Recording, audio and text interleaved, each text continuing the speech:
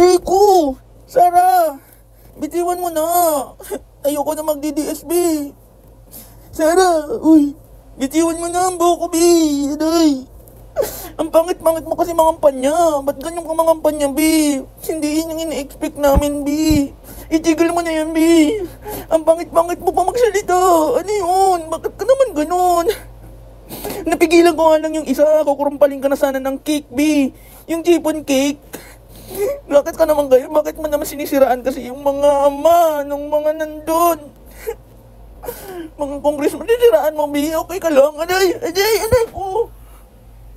Aday ko! Ganon ang acting, B. O, alam niyo na kung bakit gusot-gusot yung buko dahil kay Sarah. Lagi niya ako niya sa bunutan, eh. Punasan natin. Ganun pa rin. Tanggalin ako ng buka. Visit ka, Sarah, ka talaga. Ang pangit-pangit kasi pangit-pangit mo maging campaign manager. Ang daming mga kadami, guys, mga nagdadala kay Sarah kapag inilagay nyo si Sarah sa entablado. Diba? Napakabastos. Diba? Yan yung magpapabagsak sa inyo. Tapos ang kinalaban mo pa, una si Abante. Si Kong Abante, may anak palang lawyer. Pag sinabihan ka ng, gusto mo mag one-on-one tayo, wala ka talaga bing masasagot.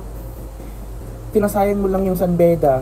Graduate ka ng San Beda, tapos ganyan ka magsalita. Walang ganyan, B. Dapat ma-disbar na yan kasi very unethical. Si Sarah, no? Isipin nyo, sa history, I think and I believe based lang sa mga napanood ko na mga campaign, walang gumagawa ng ganun. No, may apple, o ipakain mo to kay Jewel Chua hanggang mamatay. Meron bang ganun? Isa lang, nag-iisang unique lang talaga ang Sarah nyo. Sarah, Birding Mary. O, alam mo na, di ba? Si Digong, pag naging Pope, siya na yung, siyempre, Digong, Pope Digong. Pope Rodrigo Roa Duterte. O, di perfect. Tapos kayo ang tawag sa mga puppets. Mga puppets. Isa lang Birding Mary. Si Birding Mary. Tapos syempre nandiyan si Maharlika, si Bato, si Maharlika, saka si Harry Roque ang inyong mga propeta. Tapos naman si Harry Roque ang inyong anghel, super hell, anghel. Tapos ang mga disipulos niyo naman si Bato, si Amy, si Robin, si Bongo, yung mga disipulos niyo. O di ba? Kaya ang tawag sa inyo mga puppets, mga DDS. Mga elemento, masasamang elemento. Going back, di ba, ruining, damaging, destroying, distracting ang mga campaigning performances ni Sarah mo, ni Birding Mary. Paano yun? Dinadama yung sa hatred mo. Ikaw lang sana nagkumpanya para maging presidente ka ng mga DDS lang, mga puppets. Kaya nagiging adjective na kapag sinabihan ka, napaka-DDS mo naman, so alam mo na kung bakit ganun yung adjective, ganun yung pag-describe sa'yo. Pag sinabing DDS kasi, alam mo na kung ano ka, bakit ka naging DDS. Isa lang yung qualification maging DDSB. Maging 80-80 ka lang. That's the reality. Basta kayo ng mga comments dyan, may mga pinapatulan po ako dyan, mga nag-DDS na nagko-comments, hanggang ending na lang sila. Wala na. Kasi wala na silang masubstantiate. Diba, sa argumento. Tapos sasabihan pa ako na parang hindi naman ako nanonood ng bali. Yes, nanonood ka lang pero hindi mo iniintindi kasi hindi mo naintindihan kasi nga DDS ka. Perfect, diba? Napaka-perfect. Buhay pa nga itong Sarah. Si Sarah to eh. Birding. Bulukarium. Diba? Panoorin natin to. President Sara Duterte ang ilang kongresistang nag-imbestiga sa kanyang confidential funds. Sagot naman ng mga mambabatas, ayaw na nilang patulan ng anilay negatibong pangangampanya ng bise. Nasa frontline balitang si Marian Enriquez. Buwelta ang ilang kongresista sa mga patutsada ni Vice President Sara Duterte sa kampanya sa Maynila noong nakaraang linggo. Ang pinunteriya ng bise, pawang mga re-electionist na nag-imbestiga sa kanyang confidential funds. Ibibigay ko itong apple kay Apple Nieto. Ma'am, saksak mo ito sa bibig ni Apple Chua hanggang sa kanyang lalamunan hanggang siya ay mamatay. Okay. Tapos yung mga audience tuwang-tuwa. Tapos sabi, nakakaawa yung Duterte. Tapos sabi nun, dapat lumaban lang ng lubaban. Anong labanan? Actually, sila ang nilalabanan, B.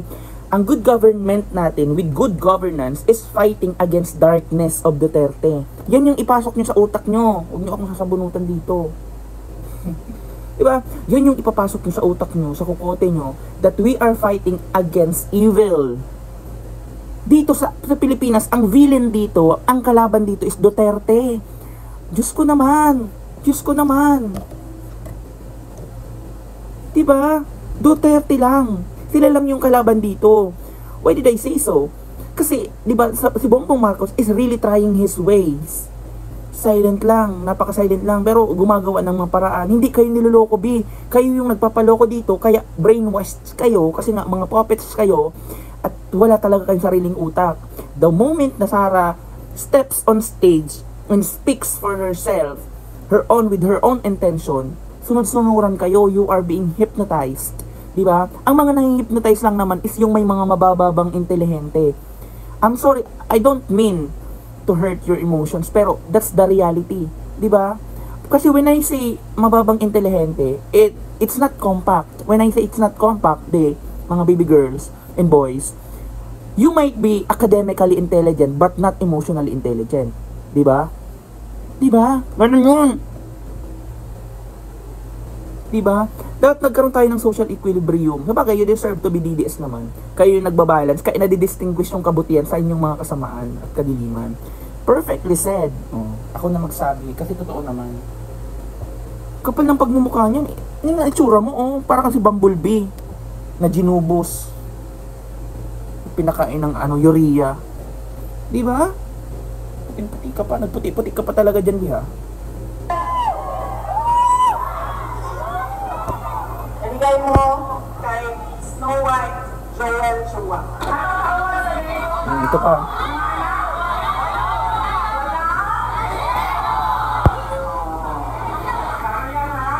Si House Committee on Good Government Chairman at Manila 3rd District Representative Joel Chua sinabing nakafocus siya sa kampanya at hindi susuong sa negative campaigning. Wala naman daw kasi itong maitutulong sa mga mamamayan. Yes. Si Manila 2nd District Representative Rolando Valeriano na nag-privilege speech at umudyok sa kamera para imbestigahan ang confidential funds ng BICE. Sinabing kahit pa araw-arawin ni Bibi Sara at Isko Moreno ang panlalait sa leeg at tiyan niya, hindi raw nito mabubura ang tapat at totoong serbisyong naihatid niya sa ikalawang distrito ng Maynila. Hindi lahat naman tayo nung elementary, nung high school, meron tayong elementary, meron tayong EPP, edukasyon sa pagpapahalaga at pagpapakatao, something like that.